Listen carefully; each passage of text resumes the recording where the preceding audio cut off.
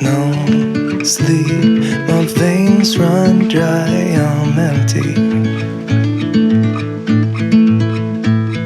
I can't see, I'm blinded by this concrete. And I should call you, see what you've been up to. I've been wondering, how far did you go in 7 months? I bet you're happy and don't think that much about me. Here I am alone. ආයිබෝන් අද මම නුවර එළියේ විගර්ව්‍යාව ඉඳන් තමයි මේ video පටන් ගන්නෙ. මොකද අද නුවර එළියේ තියෙන බොහෝ සුන්දර ප්‍රදේශ සුන්දර නගරය ඒ ආවට තියෙන මේ ගොවිතැන් වගාවේ සියල්ලම පෙන්නගෙන තමයි අද මම channel එක පටන් ගන්න අද වීඩියෝ එක. ඔයගොල්ලෝ රැඳී ඉන්න අද වීඩියෝ එකත් එක්ක සමු. Him, are you still there? Hello? I am going to call your mommy. I could be raw, I could be tall, I make you feel real uncomfortable. Can give you my finger but not my hand. I won't do your silly little dance. Don't need hugs, done with the chores. I know your next move, I can be calm, moving fast, catch if you can. Then I'm happy you can't stand it. ඉතින් මේ කාලේට ගොඩක් කලකට මේ පැත්තේ වහිනවා. ඉතින් බොහොම අමාරුවෙන් තමයි මම මේ වීඩියෝ එක කරන්නේ. මම හිතනවා තව දවල්වලකට පායයි කියලා. ඉතින් මේ පොතත් එක්ක ඉන්නේ මේ ගොඩාක් අය මේ නිවාඩු දවසේ ඇවිල්ලා ඉන්න මේ යමට මේ ගොඩාක් මේ සතුටෙන් ගත කරනවා.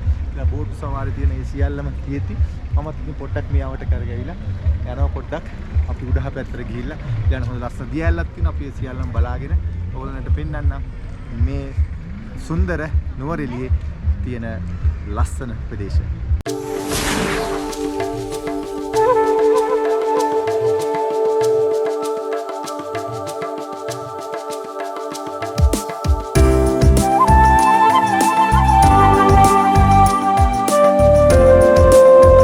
කායෙන් එකම එකයිලු තියෙන්නේ. ඉතින් මේක ගොඩාක් අය මේ සීතාම්මන් දේවාලය වෙන පුදා ගන්න එනවා. ඉතින් විශේෂයෙන් ඉන්දියාවෙත් එනවලු. ඉතින් මේක හරි ප්‍රසිද්ධ තැනක්. මේ සීතාවලිය කියන ප්‍රදේශය තමයි මේ තියෙන්නේ.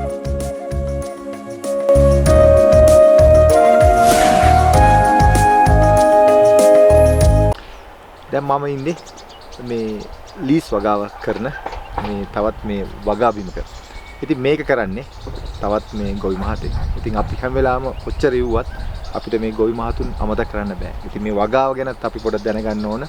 ඉතින් ඒක නිසා මම අද මේ නුවර එළියේ මේ ප්‍රදේශයේ ඇවිල්ලා ඉන්නේ මෙන්න මේ ලීස් වගා කරන තැනක. ඉතින් මේ ලීස් ගොඩාක් ඉතාම සරුව වැවිලා තියෙනවා. අපි බලමු ඒ වගා කරන ඒ ගොවි මහතගෙන් අහලා බලමු කොහොමද මේ මොනවද මේ ලීස් වල වර්ග මම අහලා තියෙන කීපයක් තියෙනවලු. ටිකක් බලමු මේ මොනවද මේ ලීස් කියලා. ඉතින් මම මේ ඉන්නේ මේ බණ්ඩාර මහත්තයාගේ මේ වගා බිමේ. ඉතින් මෙයා මේ දවස්වල මේ ලීස් තමයි වගා කරලා තියෙන්නේ. ඉතින් ආයිබෝන් කියලා කියන්නේ කොහොමද? ඉතින් මේ කොහොමද මොනවද මේ ලීස් වර්ගය? මේ ලීස් වර්ගය ටෙක්නීසියා. අපි එකක් ගලවලා බලමු. දැන් මේ කාලේ හරියද මේක? ඔව් දැන් හරි මේක වයස. හරි දැන් දෙන්න ඔව් කාලේ. මේ වගේ නේද? සමහර හැබැයි මේ කියන පොඩ්ඩක් මේ පොඩි එකක් තියෙනවනේ තියෙන එකක් තියෙනවා මහත්යක් තියෙනවා එක අර ප්‍රමාණයට තමයි එක හැදෙන්නේ සමහර. මේකතර කිව්වේ මේක ටෙක්නීසියා. මේ ටෙක්නීසියා කියන මේ ලීස් වගාව තමයි මේ තියෙන්නේ. ඉතින් මේ ගහක් මේ තත්ත්වයට එන්න කොච්චර කල් යනවද? මාස 6ක් විතර යනවා. 6ක් විතර යනවනේ. 5ක් 6ක් ඒ වගේ. ඒකද මේ කාලේ හරියද මේ ඔව් ගලවන්න කාලේ. එතකොට මේ දැන් මේවට මේ පොහොර කොහොමද ප්‍රශ්න? පොහොර නම් දැන් ටිකක් මිල වැඩි. මිල ඔව්. ටිකක් මේ මිල වැඩි හන්දා ඉතින් අමාරුයි දැන් ඒක කරගෙන යන්න. තමයි. දැන් ඉතින් මේක ගලවුවන් පස්සේ මේ හොඳ වෙළඳ පොලක් තියෙනවා. වෙළඳ පොළ මේ දවස්වල නම් ටිකක් අඩුයි. කියන්නේ දැන් ආර්ථික ප්‍රශ්න ආරම්භ හන්දා ටිකක් යනවා අඩුයි නේද ඒක තමයි. මොකද ඉතින් අපි හැම වෙලාවම හෝටල් මේ ඉන්ඩස්ට්‍රි එකේ ඉන්නකොට මේක ඉතින් අපිට හැම වෙලාවම අපි සුපර් මාකට් වලින් හරි නැත්නම් අපි සප්ලයර්ස්ලා ගේනවා. ඉතින් අපි මේ වගේ තැනකට ආවම පස්සේ තමයි මේක වෙනස තියෙන්නේ කොච්චර මේ නැවුම් ගතියක් තියෙනවද කියලා නේද? ඔව්. ඉතින් මේක මේ තත්ත්වය තියාගන්න. එතකොට මේ දැන් මේක දැන් මේ ප්‍රදේශයේ දැන් මේක ගලවලු මේ ලීස් වගාව අයින් වුණාන් පස්සේ මොකද්ද කරන්නේ? ඊට පස්සේ අර්ථාපල් තමයි ඊළඟට ෆ්ලවර් සීසන් එකට හදන්නේ. ඒ කියන්නේ කොයි කාලේ ජනවාරි 15න් පස්සේ වගේ තමයි. ඒ කියන්නේ මේ හැම පැත්තකම මේ විදිහටම වෙනවද? ඔව් මේ ප්‍රදේශයේම අර්ථාපල් වෙනවා. ඒ කියන්නේ දැන් මේ ඊට පස්සේ වෙන්නේ අර්ථාපල. ඉතින් බලන්න දැන් මේ කාලේ ඒකට මේක හිස්ස තියෙන්නේ නැහැ කොයිලාවකත් නේ. හිස්ස තියෙන්නේ නැහැ. දැන් අර වෙන භෝගයක් දාන්න කාලෙ මදි අල දාන්න හන්දා ඒක නිසා. ඉතින් මට කලින් කිව්වා පුතුමා මේ අර වර්ෂාවටත් එහෙම අහුනොත් ප්‍රශ්නයක් වෙනවා කියලා නේද? ඔව් වර්ෂාව වැඩි වුණොත් මේ ඉක්මනට සවුත් වෙලා යනවා. සවුත් වෙනවා. දැන් ඉතින් මේ වෙදරක හොඳයි නේද? ඔව් මේ වෙදරක. ඉතින් මෙතුමාගේ මේ වගාවෙන් තමයි අද වන් ඉන්නේ. ඉතින් මේ ප්‍රදේශය මොකද්ද කියන්නේ නුවරඑළිය? නුවරඑළිය සීතැලිය. සීතැලිය. සීතැලිය. සීතැලිය තමයි මේ ඉන්නේ. ඉතින් මමත් ඕස්ට්‍රේලියාවෙන් දැන් ඇවිල්ලා ඉතින් මේ ප්‍රදේශය බලාගෙන ඉතින් තව මොනවද තියෙන්නේ වගාව? වගාව තියෙනවා ගෝවා තියෙනවා. ගෝවා තියෙනවා. බ්‍රොකෝලි. අපි බලමුද ගෝවාත් අත් එක කොහොමද කියලා. එහෙනම් අපි ගිහලා බලමු ගෝවා කොහොමද වෙන්නේ කියලා. මේ තියෙන්නේ බ්‍රොකෝලි. මේ තියෙන බ්‍රොකෝලි ඒ කොහම පැල තමයි දැන් තියෙන්නේ. දැනට මාසයක් විතර වෙන්නේ. තව මාස කමාරක් විතර යන්නේ. එතකොට මේක මලක් ඉතින් මේ තියෙන ගෝවනේ. ඉතින් මේ ගෝවල මේ ගෝවල මේ දැන් අර ගොඩක් පණුව වගේ වන්නේ පණුව කාලේ තියෙනවා. ඕකේ මේ අර පණු බෙහෙත් එහෙම නැති හන්දා දැන් අර පණුව විදින වැඩි. ඒකයි වෙලා තියෙන්නේ. ඒ කියන්නේ දැන් එන බෙහෙත් එහෙම සර අඩුයි. තියෙන. නමුත් ඉතින් මේවා හරි ගුණයි නේද? ඔව් ගුණයි. ඒක තමයි. අර ගොඩක් පණුව වෙනකොට විකුණ ගන්න අමාරුයි. ඒක තමයි. ඒතර මේ තියෙන්නේ මේ කැරට් වගේ නේද? ඒතකොට කැරට් දැනට කාලේ හරිද කොහොමද? නෑ දැන් මාස දෙකමාර මාස 3මාරක් යනවා. ඔව්. දැන් තව අපි බලමුද කියලා අලයක් අරගෙන. දැන් මේක සාමාන්‍ය තමයි තියෙන්නේ. සාමාන්‍ය වෙළඳ පොලෙත් මේකක් තියෙනවනේ. ඔව්. තාම තාටිය ලොකු වෙනවා. මේ සයිස් එකක් පොඩි. අර මේ වගේ මේ කෙඳියල් තියෙනවද? ඒ ඉල්ලා මේ ඇටවල මේකක් තියෙන සමහර ඒවා වගේ. මොකද මම වෙළඳ පොලේ දැකලා තියෙන මේ වගේ දේවල් ඇවිල්ලා තියෙනවා. සමහරට අර TSP එකම වැඩි වුණාම එහෙමත් පොලේ මුල් වැඩි ටිකේන. එතකොට මේ ඇවිල්ලා ටාකි තමයි ටාකි. මේකේ ටාකි වර්ගය.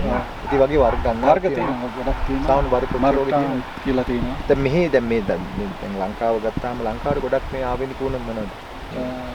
ලංකාවට කියන්නේ පිටරටින් තමයි ඇට ගේන්නේ. ඇට ගේන්නේ. ඒවා තමයි වැඩි ඉතින් දැන් මේකත් තව කාලයක් තව මාස විතර ගියාට පස්සේ තමයි අසන්නේ.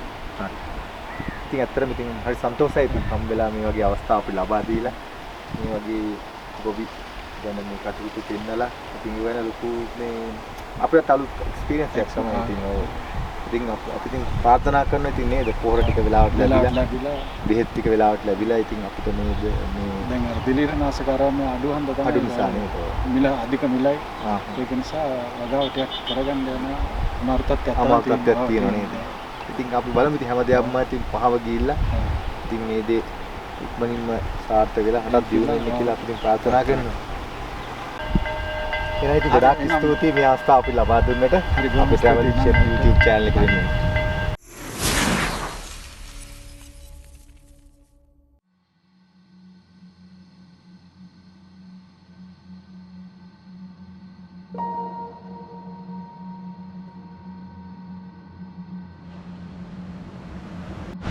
මම මේ යන්නේ අද බෝමුරු වැල්ලට. මේක තියෙන්නේ නුවර එළියේ. ඉතින් මේ යනවා. මොකද මේ කිලෝමීටරකට වැඩි ප්‍රමාණයක් ඇවිදගෙන යන්න තියෙනවා. එන්න යන්න බලන්න.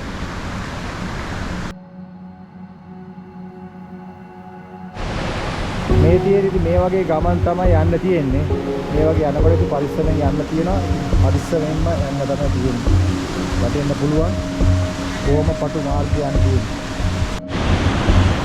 වර්ෂාව වැඩි නිසා දැන් වතුර ජලය ඉතාමත් වේගින් ගලාගෙන ඉන්නේ මේකට.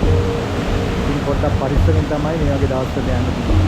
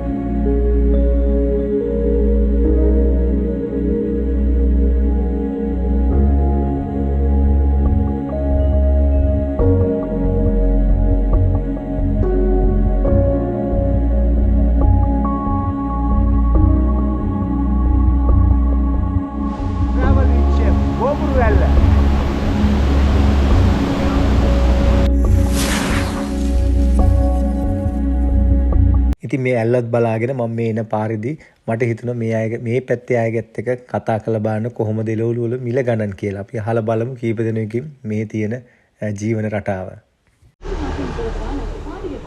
මොනවද ඉවලන්? සමෝසා.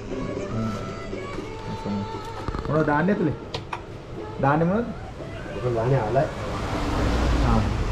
ආලා ලීක් සේවන. හොඳයිද බිස්නස්? හොඳයිද බිස්නස්? ලයි කියලා කියන්නේ නැහැ. බඩු විලයි. බඩු විලයි. බඩු විලයි. දැන් මොකද කරන්නේ ඊට පස්සේ ඔක 40 වෙලද? හරි. අරගෙන බද්දලා. බෙඩ් කම් කරන්නේ නැද්ද? කවලම් කරන්නේ නැද්ද මේකට? නෑ නේ. ඔය විදිහට බදින්නේ. කීයක් කරනවද දැන්? එකක් ඒක රුපියල් 50 තමයි විකුණන්නේ. 70 විකුණන්නේ. ඒක තමයි. Thank you. Abi ingin lah.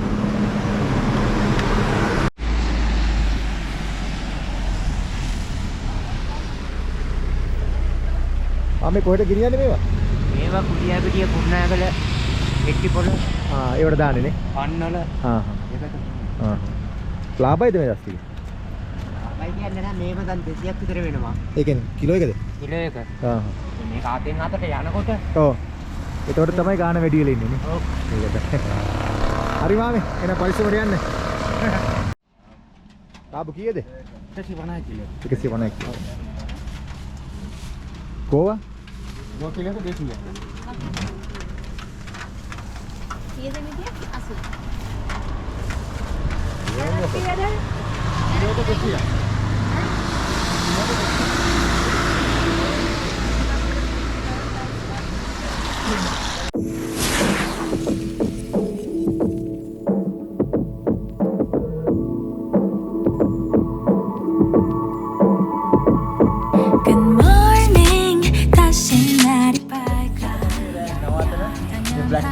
resort hotel එක. ඉතින් මේ කන්ද සයිඩ් එකේ තියෙන්නේ. අද මම යන්නේ මෙහෙ නවාදන්න.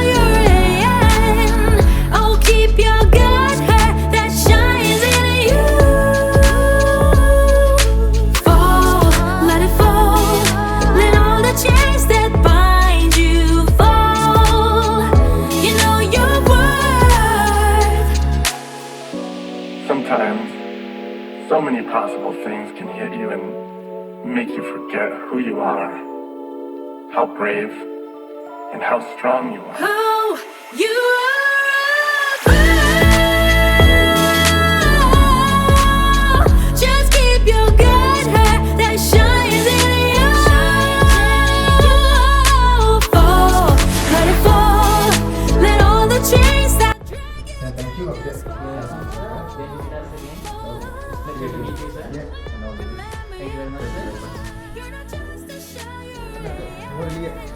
සහන ඉවර ගන්න හදන්නේ මම හිතනවා සම්පූර්ණ වීඩියෝ එක බලලා ඔයගොල්ලෝ මොකද බෝඩ් එක කරගන්න කියලා. නැවතත් මෙවැනි වලක් වීඩියෝ කමෙන්ට් අතර ගිහින් එන්න. ඔබට සුබ දවසක්. ආයිබෝන්.